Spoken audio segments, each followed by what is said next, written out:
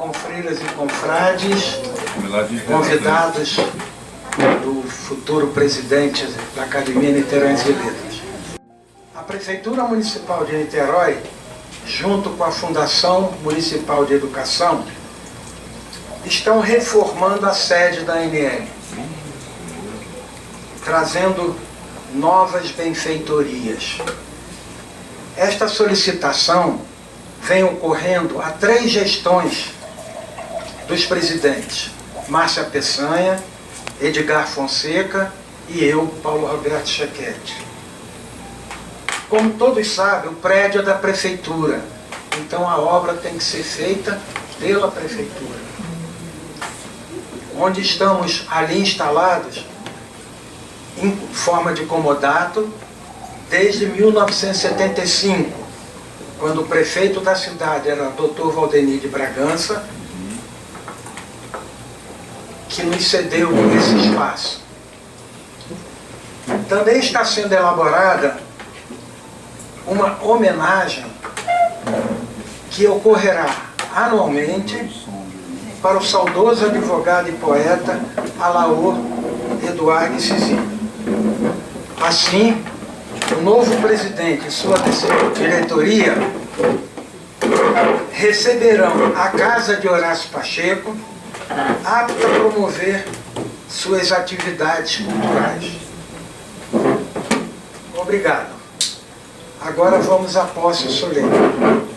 Boa tarde, noite a todos. Meus queridos confrades e confreiras, senhoras e senhores convidados. Esta é a minha última fala como presidente da Casa de Horácio Pacheco.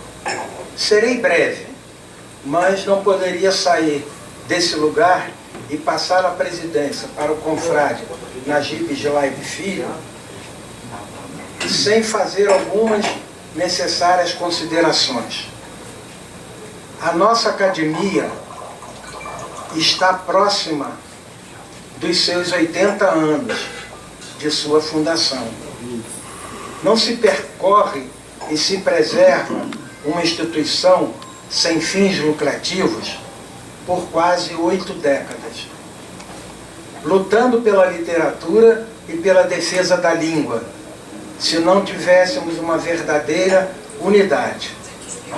Temos uma tradição sólida de companheirismo e solidariedade, e como um dos mais importantes pilares, a nossa atenção pelo coletivo. Se chegamos até aqui por esse cuidado e devoção pelas ações coletivas. Essa postura nos integra e nos faz mais simples e muito mais fortes. Acredito que toda criatividade é bem-vinda, desde que seja participativa e confortável para todos. Dentro das tradições da casa está a passagem da presidência e imediatamente o presidente que sai passa a ser o presidente do Conselho Administrativo e Fiscal. Isso é uma norma do Estatuto. Este Conselho tem o compromisso zelar pelo cumprimento do Estatuto e do regimento interno, de regular e administrar a entrada de novos membros, além da atividade fiscal. Tenho certeza que o confrade Najib Gelaib Filho presidirá com estilo próprio, mantendo a tradição da participação de todos nas decisões que envolvam o coletivo, e certamente será um fiel guardião desses 2 instrumentos de fé, que para nós é uma espécie de constituição. O novo presidente inicia sua gestão inovando. Pela primeira vez na história da Academia Niteróis de Letras, o protocolo de posse solene da diretoria foi mudado e teremos uma palestra durante a solenidade. Não fomos consultados sobre a mudança e nos surpreendeu, mas certamente essa palestra virá a brilhantar esta cerimônia após o novo presidente dar posse à sua diretoria. Tenho fé que a intenção do presidente é agradar o coletivo e fortalecer essa tradição de atos integrativos. E nesse instante, diante dos novos conselheiros, entrego a presidência da Academia Niteroense de Letras ao confrade Najib Islab Filho. Desejo boa sorte e muita resiliência, pois conversar é a tônica do sucesso dessa instituição. Sigamos em frente. Muito obrigado. Eu passo a ser o presidente da Academia Niteroense e eu confesso que eu estou emocionado. Primeiro porque eu sou o quarto juiz a ser presidente da Academia Niteroense. Quarto. O primeiro dele foi o Mirta Aristides Toledo Pina, na década de 40. O pai do Geraldo Bezerra de Menezes, o Jorge Fernando Loretti, e agora sou eu. Certamente eu não terei uma administração que possa se equiparar a deles. Mas certamente também eu acho que eu sou o primeiro, o único, a ser eleito por todos. Nunca autoriquei para votar, todo mundo votou e todo mundo me apoiou. Eu fico pensando que talvez eles não sejam bons juízes, mas de qualquer maneira eu entro aqui por unanimidade. E eu não... Quais são os meus projetos? O meu projeto, a Matilde sabe disso, é descaradamente a continuidade. São quase um século que existe a academia. A Academia Niteroense, ela é, digamos assim, comunitária. Nós temos integrantes de todo, não é só de letras, isso é muito importante. E o nosso papel é muito ativo, não só na cidade, porque é da cidade, presidente, faça favor de sentar, como também, né, nós temos os destaques nossos em todos os momentos. E eu resolvi, para falar, para homenagear, não vou contar a história do Roberto, meu colega presidente do INB, não vou contar a história do meu colega índio, né, que veio aqui pela Academia Teresopolitana, nem a colega do André, está aqui com toda boa vontade, vem correndo, né, para fazer a sua palestra sobre um tema excelente. Não vou falar. Eu não vou falar mais ainda, principalmente para que a gente possa, de um lado, ouvir o André, de outro lado, a gente conversar, se falar, aproveitar esse momento que para mim está muito bom. Então, passo agora, se você tiver relação do...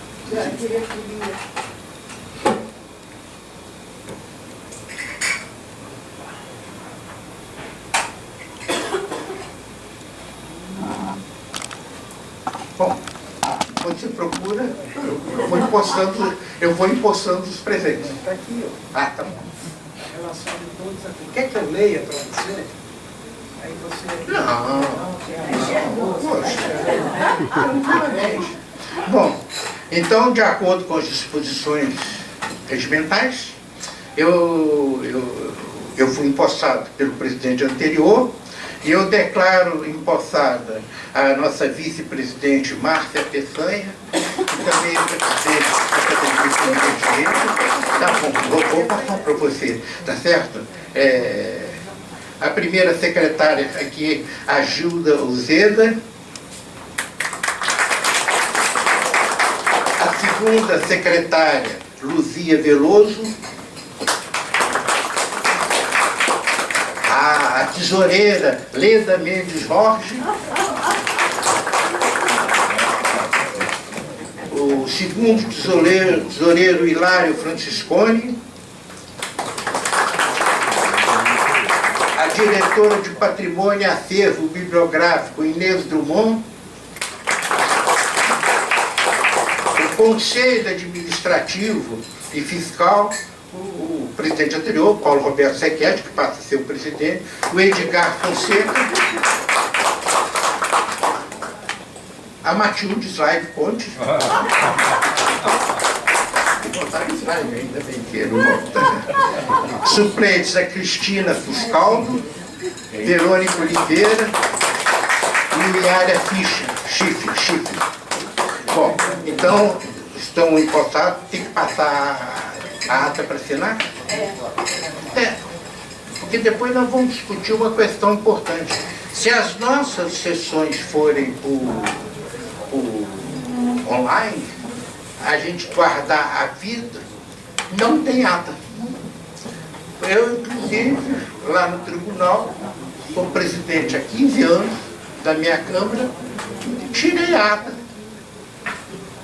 Para que eu vou fazer a ata se está tudo registrado? Tá bem, mas isso é uma questão que depois a gente vai se acostumando. O juramento da primeira vista.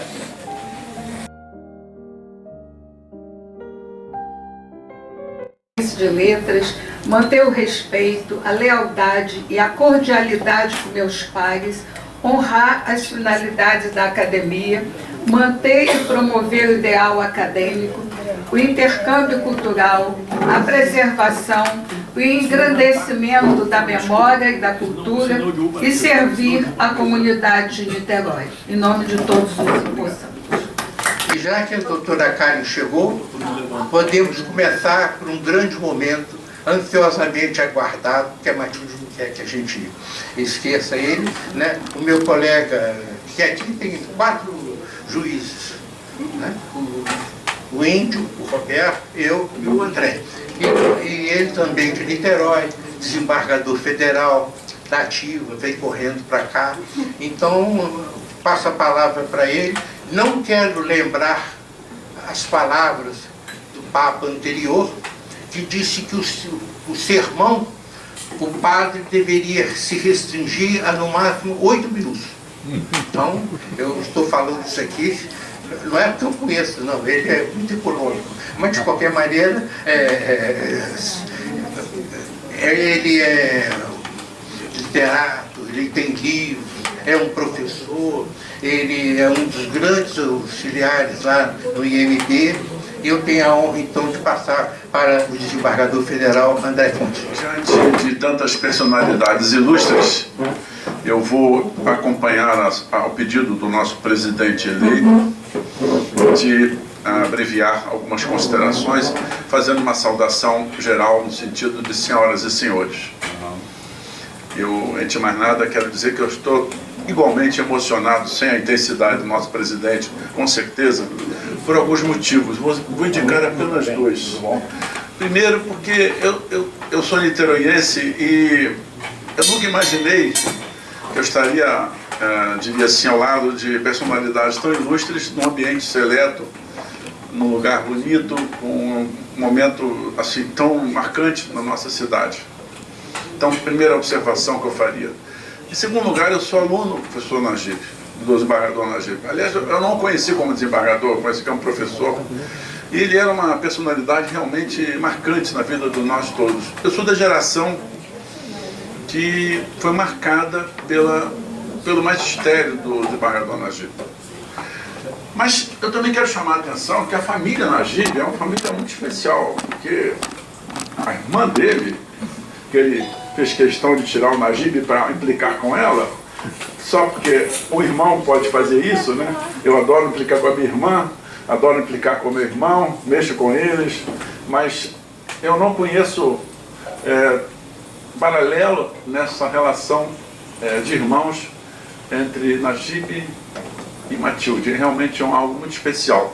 Eu não vou entrar em pormenores também aqui, sabendo todos que eu sou um fã dela e deixo também registrada a minha satisfação de estar ao lado dela aqui e por ter sido recebido por ela.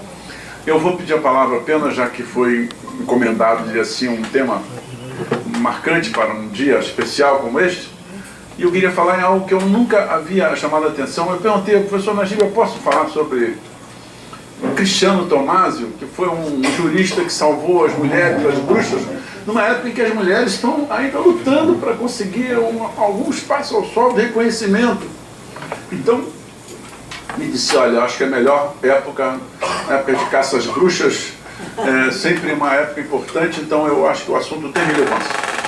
E começaria, não vou me estender, não sei se chegaria aos 8 minutos, mas o título da palestra será O Homem que Salvou as Bruxas. E o título não é metafórico, o título não é, diria assim, inventado por razões literárias. Não, ele de fato, isso de fato aconteceu.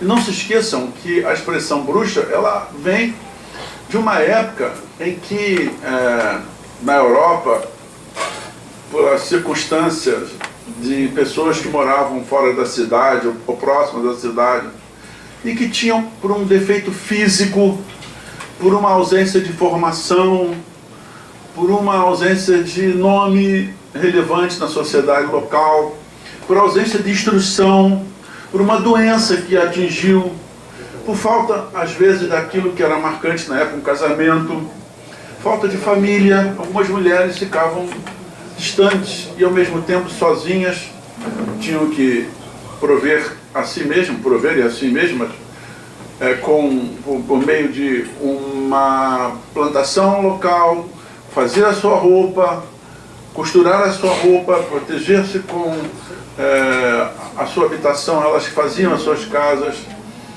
Essas mulheres que não são distantes do nosso passado, ainda hoje é possível pessoas do tipo ermitão ou ermitã, que nós achamos hoje uma palavra mais chique, ermitão ou ermitã, eram as bruxas de antigamente.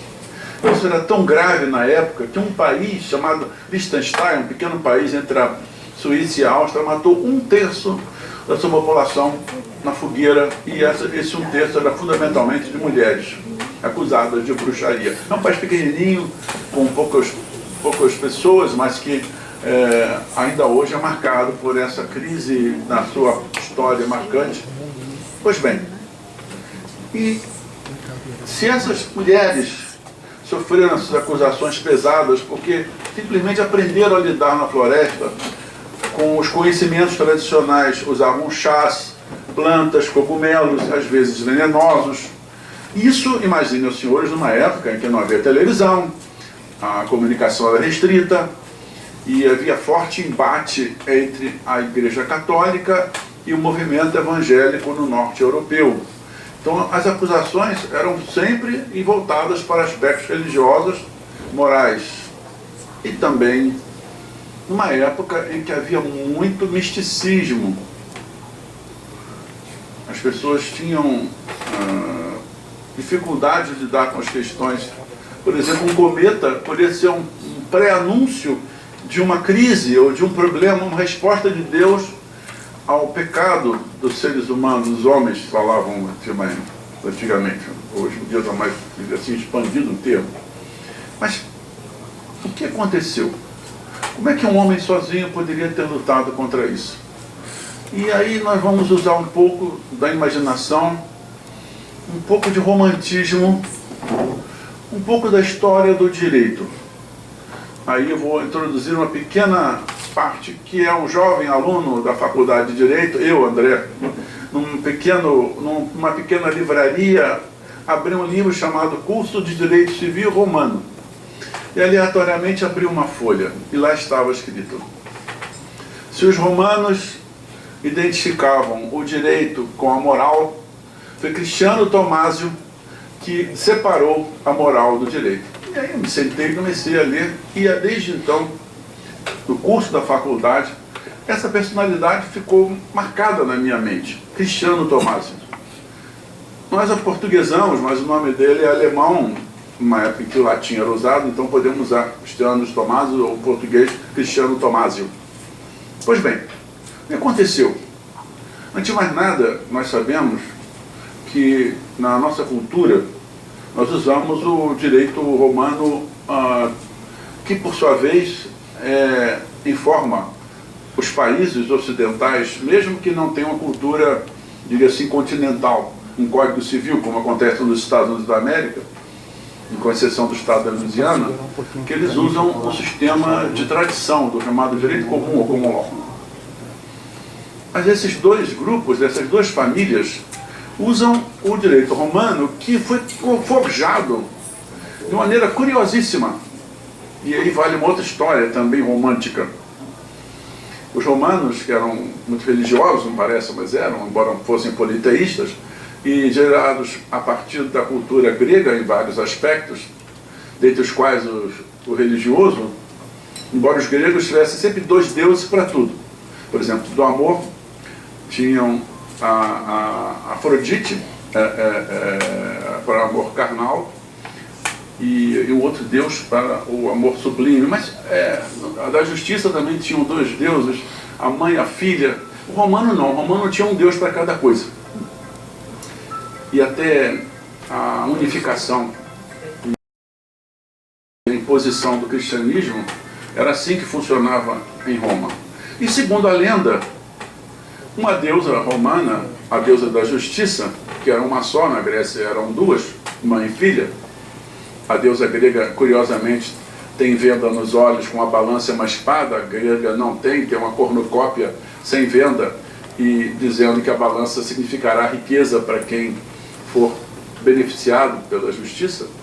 Pois bem, ela teria descido do céu, segundo a lenda, e dito para os romanos na época: romanos, a partir de hoje vocês vão separar as coisas da família e do lar das coisas mundanas e do comércio. Os sacerdotes que estão do lado de cá continuarão a usar a beca ou a toga, no caso a toga branca. Os sacerdotes ficarão com o faz, o sagrado.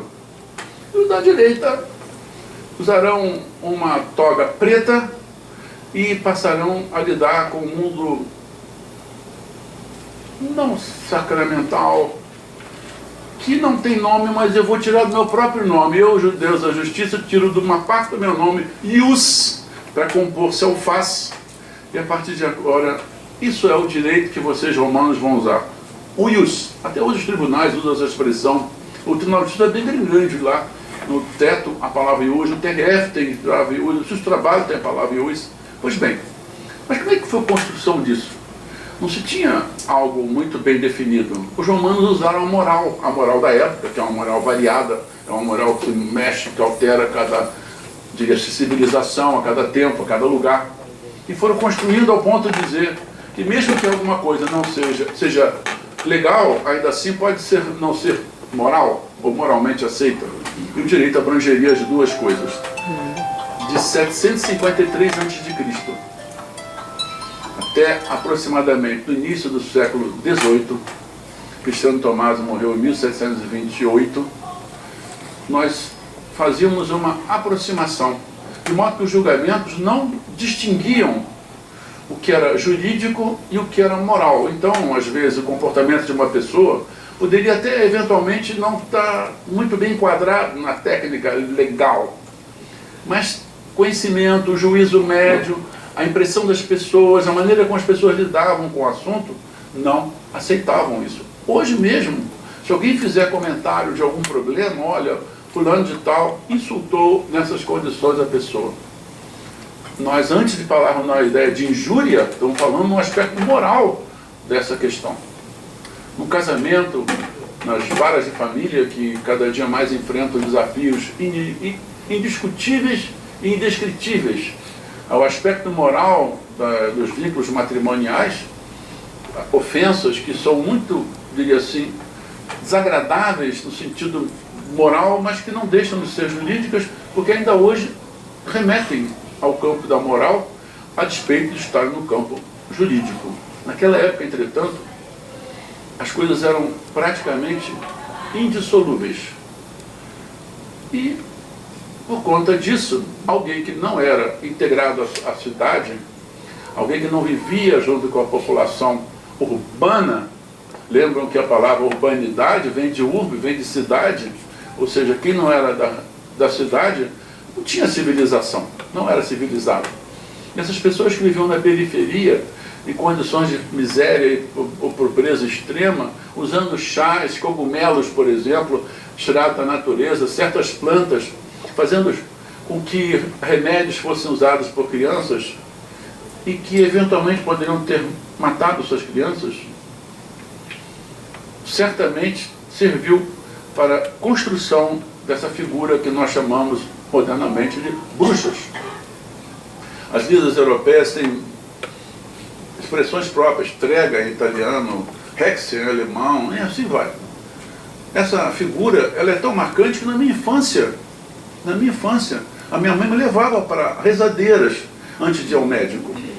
Se em pleno século XX, eu nasci no século passado, obviamente, se usava rezadeira para cuidar das doenças, imagina naquela época. Então a mãe levava uma criança já desacreditada a uma dessas bruxas e muitas vezes salvavam as crianças. Mas quando elas não salvavam, o chá não funcionava, elas eram reputadas as causadoras da morte. Essa é a triste realidade das mulheres que às vezes, por conta desses acidentes da vida, foram taxadas, afastadas, classificadas, expulsas na condição de bruxas. E as mortes aconteciam pela fogueira. Não era só a Inquisição Católica que fazia isso. Os evangélicos também faziam isso, os luteranos faziam. Calvino fez isso, matou Miguel Servet, ou na fogueira. Era diria assim, uma competição verdadeira de quem poderia afastar os maus espíritos na cidade, mesmo urbanizada, na Europa continental. Meus prezados senhores, quero dizer que um homem teve a capacidade de dizer não a isso tudo. Ainda hoje, nós temos injustiças diariamente no jornal. E não são todos que se levantam e põem a vida em risco para dizer que aquilo é um absurdo. Nós nos preservamos. Esse homem fez uma grande loucura. Escreveu um livro dizendo, numa época em que as coisas eram misturadas, dizendo, olha, há apenas de Deus e apenas dos homens. Há fatos que são externos e há fatos que estão internos. Tudo que é externo, ainda que hoje seja discutível isso, tudo que é externo é do direito. Tudo que é interno é de Deus, ou da moral, ou da consciência, ou da ética. E fez uma distinção, dizendo, no livro específico, em latim, que não foi traduzido para o português, a seguinte máxima: o direito e a moral são situações, ideias distintas, não se confundem. Os juristas aprendem isso parcialmente, porque no direito existem algumas figuras que são imorais, por exemplo, a prescrição, que faz com que o devedor não seja mais cobrado, ela é juridicamente impossível, mas moralmente paga-se. Rui Barbosa, quando o pai morreu, foi avisado que o pai devia muito dinheiro, ele avisou pagar todo mundo. Trabalhou e pagou todo mundo, e dívidas que já não eram mais dele, dívidas que não precisavam ser pagas. Ele disse, a memória de meu pai nunca será maculada. O Barbosa fez isso. Esse é um grande exemplo para todos nós. Pois bem, Cristiano Codomazzo escreveu um livro, gerou muita polêmica na época. Ele pessoalmente ficou em perigo. Mas naquela época a Alemanha não existia como nós concebemos hoje, eram vários reinos. Havia cerca de 100 países que seriam mais tarde reunidos na Alemanha, no Império Alemão. E nesses países, na Saxônia, ficava Cristiano Tommaso de uma cidade para outra, da cidade que ele nasceu, Leipzig. Em português seria Lipsia, talvez. A Halle, outra cidade também na Saxônia. E ele ficava rodando de cidade em cidade, proclamando que tinha que separar as coisas. O direito tinha que condenar o que era dos seres humanos, dos homens, que ele dizia. O que era de Deus não era trabalho dos juízes. Ele era advogado, ele era um jurista, ele era um professor, ele era um filósofo, ele era um escritor, era um jornalista. Nessa época não havia essa mistura de situações. Eu vou atender o apelo do desembargador Najib, o nosso presidente, e dar uma única conclusão do esforço de Cristiano Tommaso. Em 1728, na região que ele vivia, nenhuma mulher foi para a fogueira acusada de bruxaria. Alguém dirá assim, mas só isso? Naquela época, isso foi um feito tão importante que os jornais, os livros ainda que nota de rodapé, chamam a atenção. Ele conseguiu. E por causa dele, os outros autores começaram a olhar.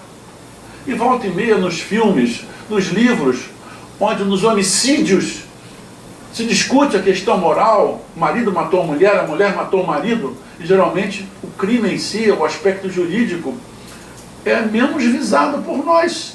Nós olhamos a falta de lealdade do marido, a falta, eventualmente, de lealdade da mulher, reprovamos moralmente, ainda hoje, especialmente no júri. O júri é um tribunal, talvez, muito mais moral do que jurídico.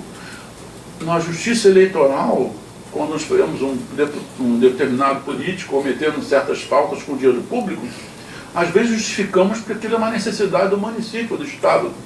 O gasto de uma enchente, às vezes, é uma questão que pode ser enquadrada juridicamente, mas nem todo mundo aprovaria moralmente certas despesas. Como nós, nos jornais, abrimos e vimos, as despesas foram feitas por razões imorais, ainda que não digam isso.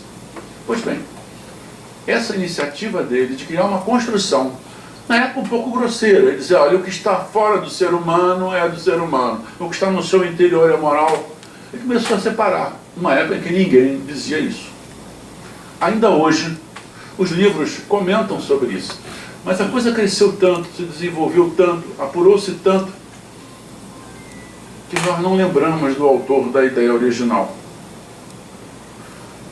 Então, alguns livros jurídicos, geralmente com um título pomposo, geralmente com termos altamente, diria assim, desconhecidos pelo homem médio, pela população comum, termos que só os juristas entendem, falam em Cristiano Tomasos como o homem que separou a moral more do ius, a moral do direito. Mas nos livros, aqueles que falam de história, naqueles que falam de literatura mais comum, Cristiano Tomaso só tem uma alcunha, uma forma de ser conhecido.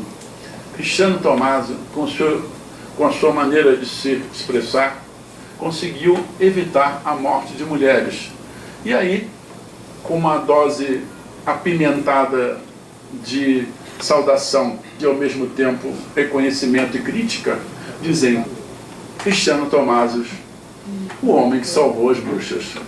Muito obrigado.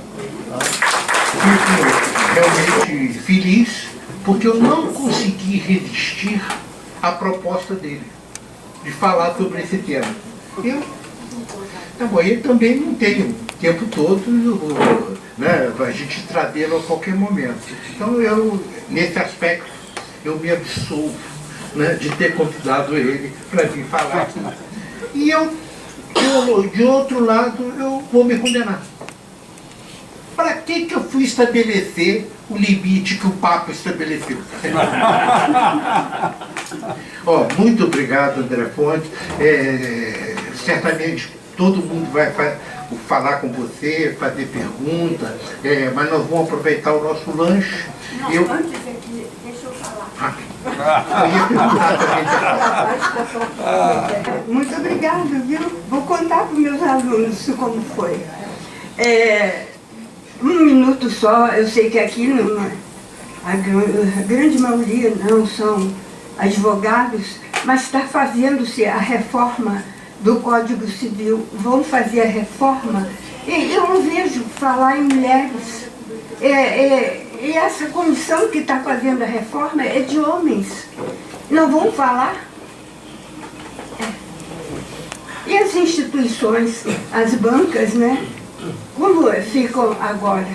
Mas, bom, o que nós queremos dizer que, na realidade, antes desse belo lanche, né? O nosso músico, ele é da nossa cidade, de Visconde do Rio Branco. E ele vai tocar umas músicas, né, para a gente fechar a nossa reunião. E ele, em homenagem também, né, vamos assim dizer, ao Najibinho, ele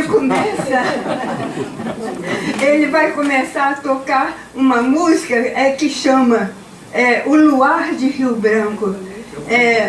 O luar de Rio Branco, vocês vão ver, não tem luar tão lindo quanto aquele. Obrigada, pessoal.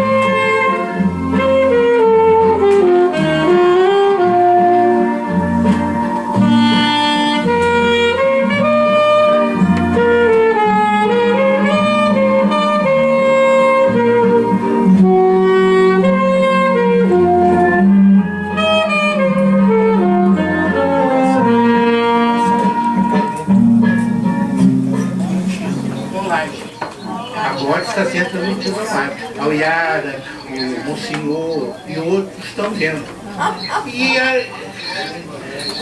E ele, lá da minha terra, tocou o Luar de Rio Branco. Por que que eu não mandei os colegas da academia de Rio Branco?